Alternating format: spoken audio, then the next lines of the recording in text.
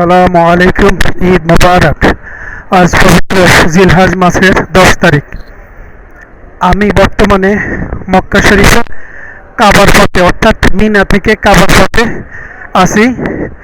শয়তানকে পাথর নিক্ষেপ করার পর, বড় জমরাতে পাথর নিক্ষেপ করার পর বর্তমানে আমি হেঁটে হেঁটে টানেল দিয়ে কাবার পথে রওনা দিচ্ছি। তো মাশাআল্লাহ, সৌদি সরকার এত সুন্দর ব্যবস্থা করছে দেখেন। উপরে ছাদ, লাইটিং, এসি, ফ্যান, পানি ছিটানো এবং পুলিশ, ডিফেন্স, স্বেচ্ছাসেবক, ট্রেড ক্রিসেন্ট, অন্যান্য ব্যক্তিগতভাবে যেভাবে পানি দিচ্ছে, ঈদ মোবারক বলছে, খানা দিতেছে, কত যে সুন্দর, মনোমুগ্ধকর, মুখরোচক আয়োজন। ইসলামের সৌন্দর্য যাকে বলা হয়, সব কিছু এখানে আল্লাহর সম্পূর্ণ নিয়ামত এখানে দান করেছে।